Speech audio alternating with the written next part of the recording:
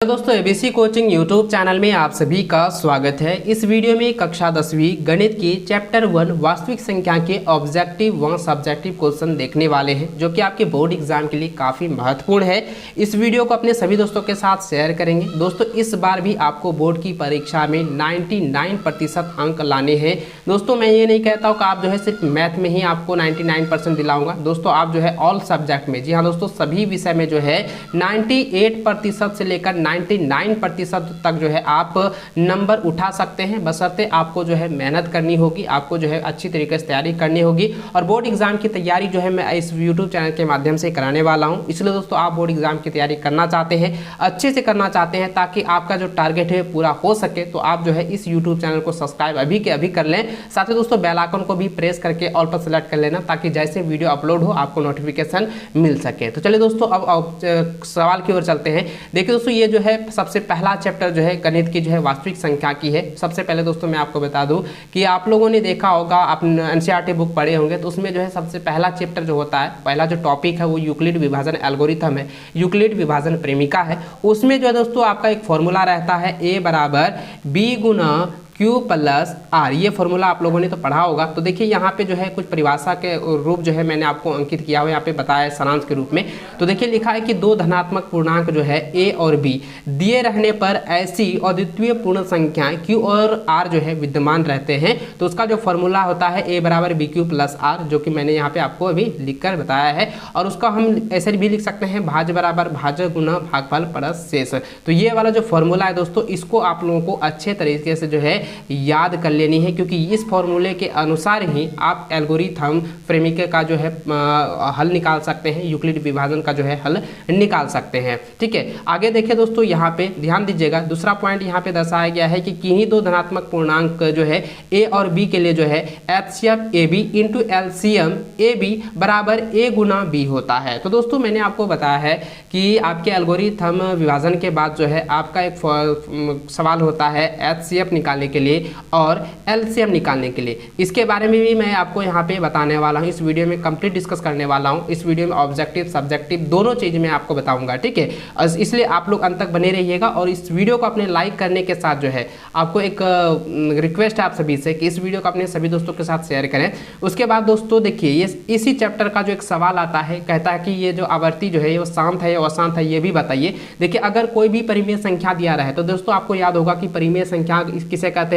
अगर किसी भी अंक को P बट्टा Q के रूप में हम व्यक्त कर सकते हैं, वो परिमेय संख्या होता है। अगर P बट्टा Q के रूप में व्यक्त नहीं किया जाता उसे हम अपरिमेय संख्या कहते हैं। ठीक है, इसको आप याद रखेंगे दोस्तों। अगर कहेगा कि कोई भी परिमेय संख्या बताइए कि वो शांत है या अशांत है, तो आप हमेशा याद रखेंगे अगर किसी भी संख्या का परिमेय संख्या दिया हुआ है, ठीक है, और उसका अगर अभाज्य गुणनखंड, जी हाँ दोस्तों, उसका अगर अभाज्य गुणनखंड जो है 2 पर पावर n गुना 5 पर पावर m के रूप में होता है, तो वो क्या हो जाएगा, वो शांत हो जाएगा। अगर इस रूप में नहीं आएगा तो वो अशांत आवर्ती होगी। इस तरीके से आप जो है इन 4-5 पॉइंट को आपको याद रखनी है। तो चलिए दोस्तों अब इससे रिलेटेड जितने भी ऑब्जेक्टिव सवाल है उसको हम लोग देख लेते हैं। तो देखिए सबसे पहला ऑब्जेक्टिव सवाल आप देखें हमारे स्क्रीन पर। देखिए यहाँ पे सवाल दिया गया है कि बताइए निम्न में से जो है 140 का अभाज्य गुणनखंड के गुणनफल के रूप में बताइए, क्या का गुणनफल के रूप में कौन सा है, ये आपको बताना है। तो देखिए सबसे पहले ध्यान दीजिएगा दोस्तों, अभाज्य गुणनखंड हम कहते हैं किसको है।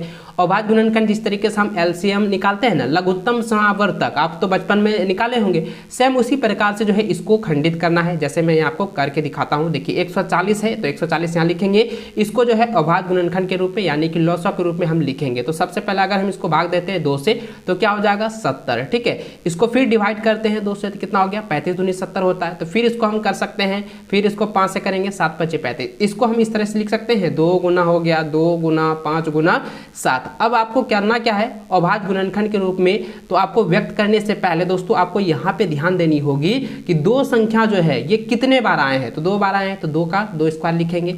और 5 कितने बार है, 1 बार, तो 1 को तो लिख नहीं सकते क्योंकि 1 तो हमेशा छिपा रहता है। और 7 कितने हैं, 1 बार है। तो अब यहाँ पे ध्यान दीजिएगा 2 5 7 2 पर पावर स्क्वायर है। अब यहाँ पे देखिए 2 पर पावर स्क्वायर 5 गुना 7, तो ये किस ऑप्शन में है, ऑप्शन नंबर आपका यहाँ पे बी में दिया हुआ है। तो यही आपका आंसर हो जाएगा। इस प्रकार से जो दोस्तों आप किसी भी संख्या का अभाज्य गुणनखंड जो है व्यक्त कर सकते हैं। चलिए इसका और एक उदाहरण देख लेता हूँ। देखिए इसका और एक क्वेश्चन यहाँ पे दिया गया कि निम्न में से 156 का जो है अभाज्य गुणनखंड के गुणनफल कौन है। तो देखिए इसमें भी इसी प्रकार से आपको बनानी है। तो चलिए इसको हम बना के दिखा देता हूँ। देखिए 156 यहाँ पे दिया हुआ है, ठीक है। तो सबसे पहले करेंगे क्या, इसको खंड करेंगे दो से। सबसे पहले आप हमेशा याद रखिएगा दोस्तों, कोई सारे विद्यार्थी क्या करते हैं डायरेक्ट कटा देते हैं, कभी मत करना। जब भी आप कटाओगे ना तो हमेशा याद रखना कि जो भी अभाज्य हो या भाज्य हो तो उसको जो है प्रत्येक जो है 2 से ही आप लोगों को पहले जो है विभाजित करनी है। तो जैसे मैंने यहाँ पे 2 से की है, इसको हम कटा सकते हैं। तो यहाँ पे 7 दूनी 14 होगा, 78 दूनी 196 और सॉरी 156, उसके बाद 2 से फिर इसको कटा सकते हैं। तो देखिए यहाँ पे हम करेंगे तो यह हो जाएगा 3 दूनी 6 होता है, 1 बच गया तो 9 दूनी 18, तो ये हो गया। उसके बाद 3 से इसको डिवाइड करेंगे, क्या हो जाएगा 13। तो इसको हम इस प्रकार में लिख सकते हैं 2 गुना 3 गुना 13, तो लिख दिए। अब ये देखना है कि 2 क्या बार आया, 2 बार आया, 2 पर स्क्वायर लिख देंगे क्योंकि 2 पर 2 हो जाएगा। उसके बाद गुना क्या लिखेंगे, 3 हो जाएगा, गुना हो जाएगा 13, तो 2 पर पावर 2 है। अब देखिए ये जो खंडन मैंने किया है, गुणनखंड का रूप जो निकला है, तो ये कहाँ पे है, तो ऑप्शन नंबर आपका बी में दिया हुआ है। तो यही आपका जो है आंसर हो जाएगा। इस प्रकार से आप बना सकते हैं। तीसरा नंबर जो क्वेश्चन दिया गया दोस्तों कि 120 का अभाज्य गुणनखंड याद कीजिए। आपको ये बनाने हैं, मैं आपको जो है इसको HW में दे रहा हूँ, आप जो है बनाकर मुझे व्हाट्सएप पर सेंड कर दीजिएगा, ठीक है, ताकि मैं देख पाऊँ कि आप अच्छे से समझ पाए हैं या नहीं। तो चलिए दोस्तों अगला क्वेश्चन देख लेते हैं। देखिए अगला क्वेश्चन जो दिया हुआ ना, तो ये काफी VVI क्वेश्चन है, बोर्ड की परीक्षा में इससे रिलेटेड क्वेश्चन पूछे जाएंगे। तो जितने भी क्वेश्चन बता रहा हूँ सभी रिलेटेड से है। और यहाँ पे देखिए जो काफी इंपॉर्टेंट क्वेश्चन है दिया गया 196 और 404 का जो है HCF ज्ञात कीजिए। देखिए HCF जो है हम 2 तरीके से निकाल सकते हैं, एक भाग विधि से और एक गुणनखंड विधि। तो सबसे पहले बहुत इजीली होता है गुणनखंड विधि, इसी से पहले हम लोग बनाते हैं। तो सबसे पहले क्या करेंगे दोस्तों, यहाँ पे देखिए 96 है, तो 96 का क्या करेंगे, खंडन करेंगे। तो सबसे पहले देखिए 96 का खंडन कैसे करते हैं। तो 96 हम इस प्रकार लिख सकते हैं, 2 से खंड कर सकते हैं, इसको हम 2 से भी लिख सकते हैं। चलिए फिर से मैं आपको यहाँ पे कर रहा हूँ, ठीक है। थोड़ा सा यहाँ पे मिस्टेक होगा दोस्तों, क्योंकि ये जो है अभी मैं पहली बार इसे ट्राई कर रहा हूँ, इसलिए थोड़ा सा मिस्टेक हो रही है, इसके लिए मैं माफ़ी चाहूँगा। तो देखिए यहाँ पे दिया हुआ 96, ठीक है। 96 का हम इसको खंड कर सकते हैं 2 से। तो 2 से हम करेंगे तो 4 दूनी 8 हो गया, 1 बज गया, 8 दूनी 16, 48 दूनी 96। फिर 2 से करेंगे कितना हो जाएगा, तो 24 दूनी 48, ठीक है। इसको फिर करेंगे 2 से, कितना हो गया 12। फिर इसको करेंगे 2 से, कितना हो गया 6। फिर 2 से, इसमें 3 से करेंगे, यहाँ पे 2 से 3। तो देखिए 2 क्या बार आया, 1 2 3 4 5, ठीक है। ये इसको रहने दीजिए। उसके बाद फिर कह रहा है 404। अब 404, अब यहाँ पे जरा ध्यान दीजिए, इसको हम गुणनखंड के रूप में लिख दीजिए। पहले 2 क्या बार है, 5 बार है, तो 2 इसको हम 5 बार लिख देते हैं, 1 2 3 4 5 और गुना 1 3 है, तो लिख दिए, ठीक है। उसके बाद अब देखिए 404 है, अब 404 भी हम इधर ही लिख देते हैं। तो 404 का हम निकालते हैं, तो देखिए इसको हम निकाल सकते हैं ना, तो निकाल सकते हैं, 202 हो गया। फिर इसको हम खंड करते हैं, तो 2 गुना कितना हो गया 101। अब जरा ध्यान दीजिए, इसको हम करें 2 गुना अब 4, सॉरी 101 है, तो अब यहाँ पे लिखे 101। अब जरा ध्यान दीजिए दोस्तों, जैसे HCF कहेगा, HCF का जो फुल फॉर्म होता है उसको कहते हैं हाईएस्ट कॉमन फैक्टर, यानी कि सबसे सर्वाधिक गुणनखंड मिलने वाला, जो मिल जाता है, जो दोनों अंकों का गुणनखंड में मिल रहा है, उसी को लिखना है। तो देखिए यहाँ पे 1 2 मिल रहा है और 1 2 मिल रहा है, और इसमें भी 1 2 और 1 2 मिल रहा है, 2 2 मिल रहा है। तो यानी क्या करेंगे, इसको हम इस तरह लिख सकते हैं 2 गुना 2, तो बराबर कितना हो गए, 2 को मिल रहा था, तो अगर यहाँ पे समझे 4 हो गया। तो अब इसके और दूसरे रूप में आप समझे, तो यहाँ पे जरा ध्यान दीजिएगा, इसको हम इस तरह भी लिख सकते हैं। 96 का इसको निकालेंगे 2 गुना 2 गुना 2 गुना 3, इस प्रकार से मैंने गुणनखंड किया था। और 404 को हम इस प्रकार से किए थे कि 2 गुना 101 आया था, ठीक है, इस प्रकार से। अब ये देखना कि इस दोनों में जो है यह 2 जो है ये मिल रहा है और यह 2 जो है यहाँ पे मिल रहा है। तो यानी कि हम इसलिए निकाल सकते हैं कि HCF जो होगा वो 2 गुना 2 है, तो बराबर कितने हो गए 4। तो इस प्रकार से इसका आंसर क्या हुआ, HCF 4 निकल गया है, जो कि ऑप्शन नंबर आपका सी में दिया हुआ है। इस तरीके से जो है आप HCF निकाल सकते हैं।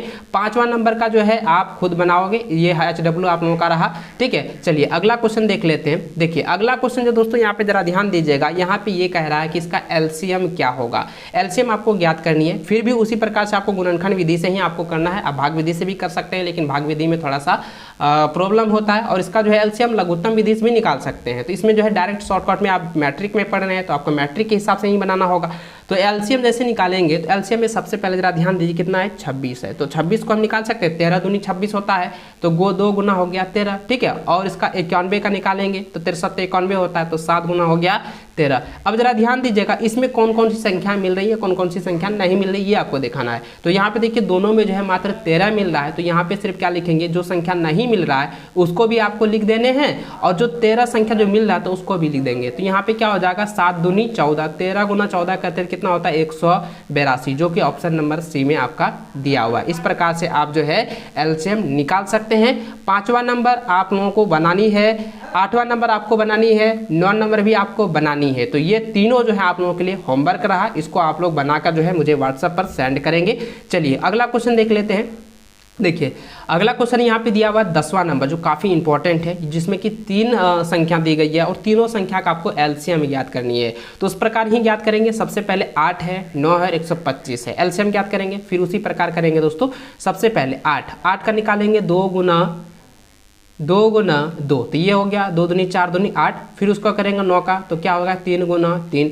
अब इसको करेंगे कितना है 25 है, तो 25 का सिर्फ क्या होता है 5 गुना 5। अब जरा ध्यान दीजिएगा इसमें आपको क्या करना है दोस्तों कि यहाँ पे देखिए किसी ये तीनों में से कोई भी संख्या नहीं मिल रहा है। तो सबसे पहले क्या करेंगे 2 क्या बार है 3 बार है, तो यहाँ पे लिखेंगे 2 पर पावर क्या हो जाएगा 3 हो जाएगा। और उसके बाद 3 स्क्वायर है, 3 स्क्वायर हो जाएगा 5 स्क्वायर। तो अब इसको क्या करेंगे गुना कर देंगे, तो यहाँ पे हो जाएगा 8 9 72 गुना 25 करते हैं तो कितना होता है 72 गुना 25 1800। तो 1800 किस ऑप्शन में है 1800 जो है ऑप्शन नंबर बी में दिया हुआ, यही आपका सही आंसर हो जाएगा। इस प्रकार से जो है आप किसी भी संख्या के एचसीएफ एलसीएम निकाल सकते हैं। अगर 3 रहे 2 रहे 4 रहे कितने भी संख्या दे रहे आप निकाल सकते हैं इस प्रकार से, ठीक है। उसके बाद दोस्तों आप 11 नंबर क्वेश्चन देखें। यहाँ पे जो है 11 नंबर में एचसीएफ निकालने के लिए कह रहा है। एचसीएफ हम किस प्रकार निकालेंगे ध्यान दीजिएगा।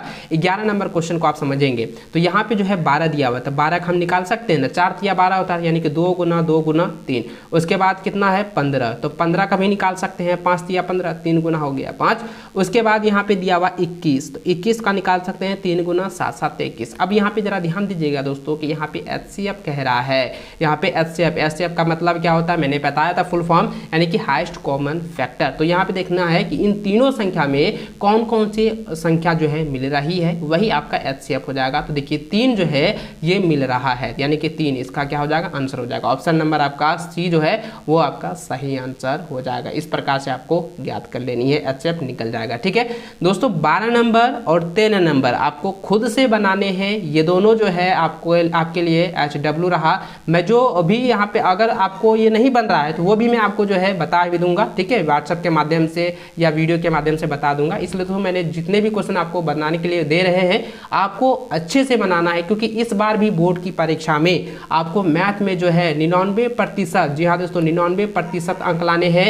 100 में 100, जी हाँ दोस्तों आपको 100 में 100 जो है अंक आपको उठाने हैं और बोर्ड की परीक्षा में मैथ में लाने हैं। ये नहीं कि सभी विषय में लाना है आपको, एक विषय में नहीं, सभी विषय में आपको लाना होगा। मैं अगर नहीं लाया तो मैं पीटूंगा भी बहुत आप लोगों को। चलिए अगला क्वेश्चन की ओर चलते हैं। देखिए 14 नंबर जो क्वेश्चन है 12 13 तो आपको खुद बनानी है। 14 नंबर क्वेश्चन देखें तो यहाँ पे दिया गया है कि एचसीएफ जो है 306 और 657 जो है वो 9 दिया हुआ है और कहता है एचसीएफ ज्ञात कीजिए। तो देखिए एक फॉर्मूला आपको मैं ये बता देता हूँ।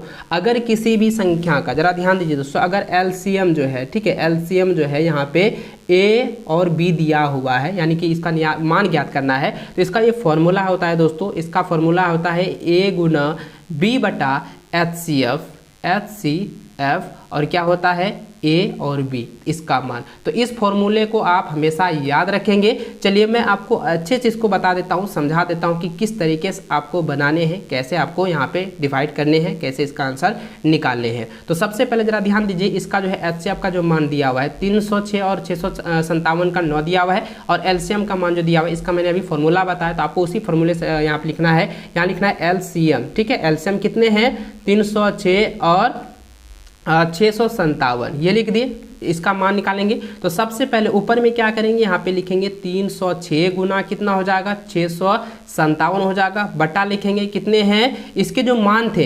एचसीएफ का मान कितना आया था, एचसीएफ का मान आया था 9। तो यहाँ पे 9 का मान दिया हुआ है ना, तो इसका 9 का मान यहाँ 9 लिखेंगे। अब इसको हम कटा सकते हैं, जी हाँ हम कटा सकते हैं। तो चलिए इसको हम कटा लेते हैं। तो सबसे पहले इसको 9 से कटाते हैं। अगर 9 से कटाते हैं 9 तिया कितना हो गया 9 27 और इसके 4 9 36। अब देखिए यहाँ पे 34 बार में ये पूरी तरह से 306 9 बार में कट चुका है। अब इसको हम गुना करेंगे, 34 गुना हो जाएगा कितना 657। तो 34 गुना 657 अगर हम इसको डिवाइड करते सॉरी गुना करते हैं तो मेरा क्या हो जाता है, ध्यान दीजिएगा, इसका हम अगर गुना करते हैं तो देखिए 22 33 8 ये आपका आंसर आता है, जो कि ऑप्शन नंबर आपका ए में दिया हुआ है। ठीक है, 14 नंबर का कितना हो जाएगा, 14 नंबर का जो है ऑप्शन नंबर ए जो है सही आंसर होगा। इस प्रकार से आप जो है HCF व LCM निकाल सकते हैं। तो 15 नंबर आपको खुद बनाने हैं, 14 नंबर मैंने अभी आपको बताया, तो 15 नंबर आपका HW रहा। ठीक है, इसी तरह से आपको बनानी है।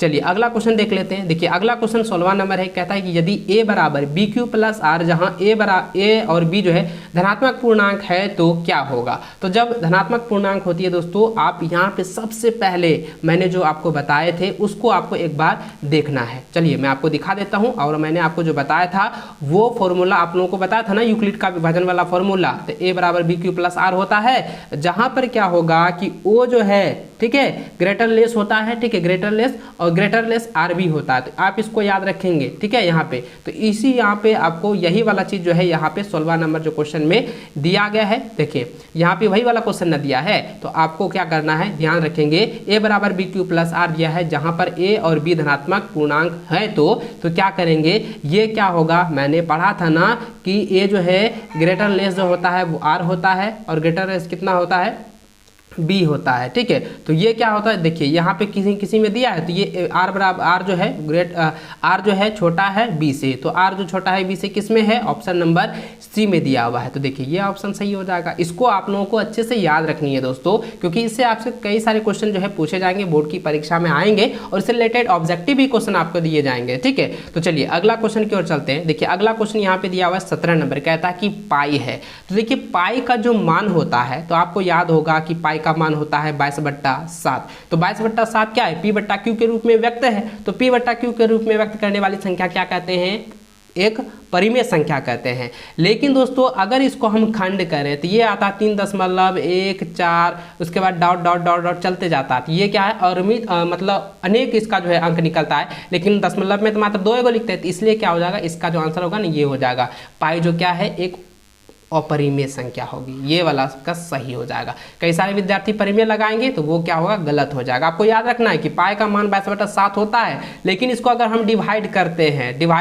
हैं तो वो क्या होगा, परिमेय संख्या नहीं होगा, वो एक अपरिमेय संख्या का मान ज्ञात करती है। इसको आप हमेशा याद रखेंगे। ठीक है, चलिए अगला क्वेश्चन 18 नंबर कहता है कि √2 है। √2 क्या है, एक अपरिमेय संख्या है। मैं इसको जो है सिद्ध करके भी बताने वाला हूँ, आप जो है ऑब्जेक्टिव में इसे सिर्फ याद रखेंगे। ठीक है, उसके बाद √3 जो है क्या है, एक अपरिमेय संख्या है। हमेशा याद रखिएगा दोस्तों, अगर किसी भी संख्या रूट में रहे, कोई भी संख्या, अगर √3 जो है इसका अगर वर्गमूल नहीं निकलता है, पूर्ण वर्ग, ठीक है, इसका पूर्ण वर्गमूल, ठीक है, पूर्ण वर्गमूल अगर नहीं निकले तो वो क्या होगा, अपरिमेय संख्या है। अगर पूर्ण वर्ग निकल जाता है तो वो क्या है, परिमेय संख्या। जैसे कि यहाँ पे निकाल देता हूँ, जैसे कि हम यहाँ पे लिख दिए 9 लिख दिए, तो इसका हम 3 निकाल सकते हैं। ये क्या है, एक परिमेय संख्या है। अगर इसका रूट नहीं निकलता, जैसे कि √4 निकालते हैं, 4 का कितना 2 आता है। अगर मान के यहाँ पे निकाल दिए 25, तो 25 का कितना आएगा, 5 आएगा। तो ये क्या है, परिमेय संख्या है। अगर जिसका अंडर रूट मतलब वर्गमूल नहीं निकलता है तो वो क्या आ जाएगा, अपरिमेय संख्या होगा। इसको आप हमेशा याद रखेंगे।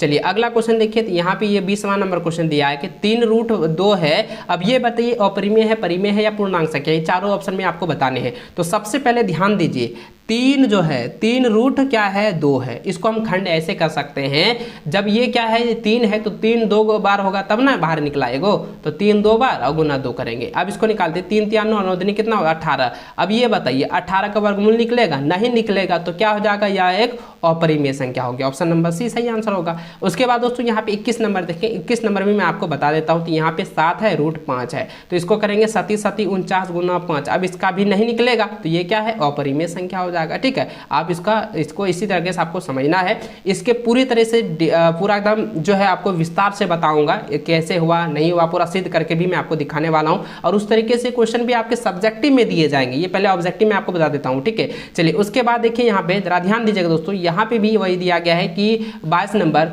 5 - √3 है। तो 5 - √3 जो है एक अपरिमेय संख्या, हमेशा याद रखेंगे। उसके बाद दोस्तों 23 नंबर क्वेश्चन, ये काफी VBI है और आपको मैंने पहले भी बताया कि शांत कैसे निकालते हैं और अशांत कैसे निकालते हैं। तो देखिए 23 नंबर जो क्वेश्चन है ना, कह रहा है कि 17/8 दिया हुआ है, यह जो है दशमलव प्रसार होगा, ये कौन से होंगे, शांत, अशांत आवर्ती या सिर्फ अशांत होंगे। तो सबसे पहले आपको करना क्या दोस्तों, देखिए इसको हम दो तरीके से भी बना सकते हैं, एक भाग विधि से, और जो मैंने अब आपको फॉर्मूला बताया कि अगर हर वाला जो है 2 पर पावर n गुना 5 पर पावर m आता है, इस रूप में आएगा तो वो क्या हो जाएगा, अशांत आवर्ती होगा। अगर ये रूप में नहीं आता है तो वो अशांत आवर्ती होगा। तो सबसे पहले देखिए यहाँ पे 17/8 दिया हुआ है, हर मेरा क्या है 8 है, तो 8 को हम खंड इस तरह कर सकते हैं, तो इसको हम निकाल सकते हैं 2 गुना 2 गुना 2। तो देखिए 2 पर पावर n के रूप में आ रहा है, n का मतलब कोई भी संख्या हो सकता है, 1 2 3 4, ठीक है। तो यहाँ पे देखिए 2 पर पावर कितने हैं, 3 है, तो इसका अगर इस रूप में आ रहा है तो ये क्या होगा, शांत आवर्ती होगा। तो ऑप्शन नंबर ए जो है सही आंसर होगा, शांत आवर्ती, ठीक है, हमेशा याद रखेंगे। उसके बाद दोस्तों यहाँ पे ध्यान दीजिएगा, ये भी कह रहा है कि 6 है और यहाँ पे 15 है, तो इसको अगर हम निकालें 15 का, हर वाला के सिर्फ निकालिए, तो हर वाला का निकाल सकते हैं 5 या 15, 3 गुना 5, देखिए 5 आया ना, तो ये क्या होगा, शांत आवर्ती। अगर इससे भी आपको समझ में नहीं आ रहा है कि कैसे आया, तो सबसे पहले ध्यान दीजिए, मैंने जो पहले बताया था कि आपको जो है भाग विधि से भी ज्ञात करना है। तो यहाँ पे देखिए सबसे पहले 15 लिखे और 6 लिखिए, तो 15 से 6 तो भाग लगेगा नहीं, तो 10 0 देखिए दशमलव लिखेंगे, तो यहाँ 0 हो जाएगा, 15 चौके हो गया 60, 15 चौके 60। देखिए पूरी तरह से जो है कट रहा है, तो मतलब पूरी तरह से अब ये कट रहा है, तो मतलब ये क्या है, ये पूरी तरह से ये शांत आवर्ती है, जो पूरी तरह से पूर्ण विभाजित हो जाता है वो शांत आवर्ती होगी। तो ये क्या हो जाएगा, शांत आवर्ती, जो ऑप्शन नंबर ए जो है सही आंसर होगा, ठीक है।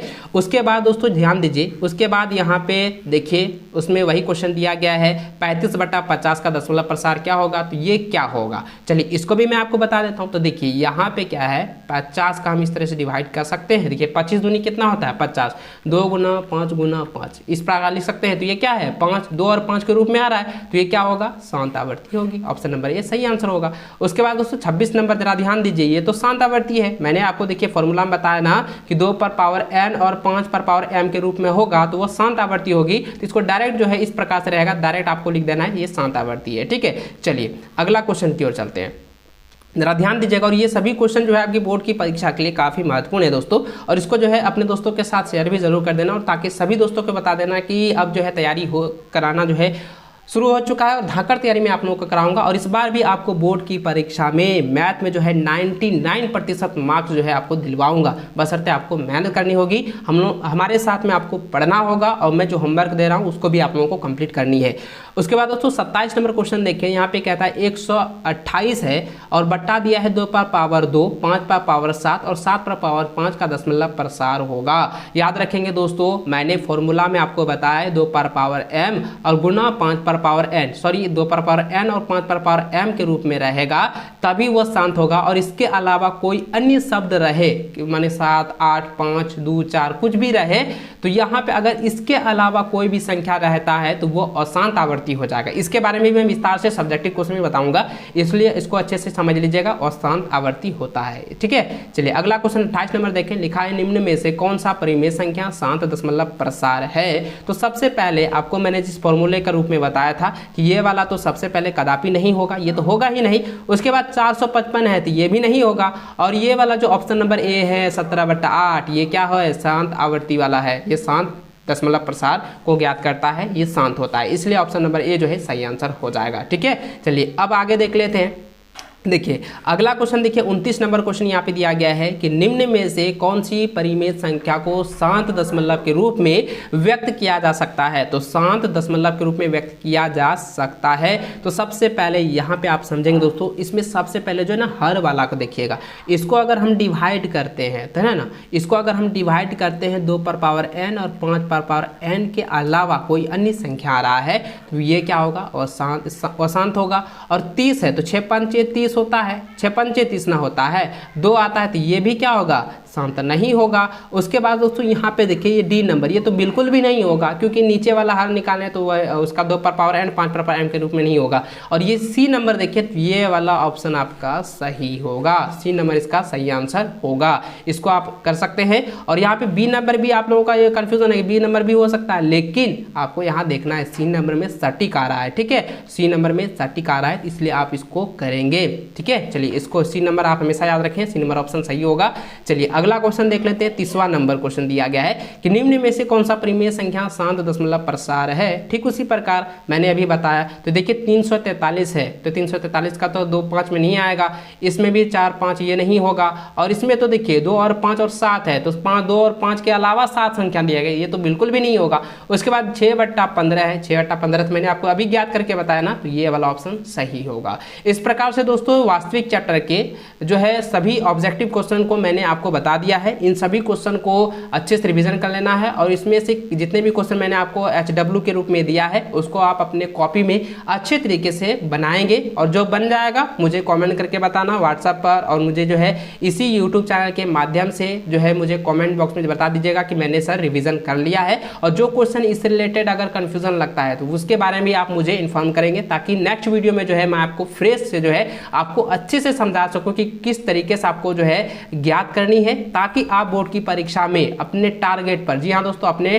टारगेट को जो है पूरा कर सके कि आपको 99% मार्क्स आपको गणित में लाने हैं। तो चलिए दोस्तों इस वीडियो में बस इतना ही, मिलता है नेक्स्ट वीडियो में, तब तक जय हिंद, वंदे मातरम। और सब्जेक्टिव मैं नेक्स्ट वीडियो में आपको बताने वाला हूँ।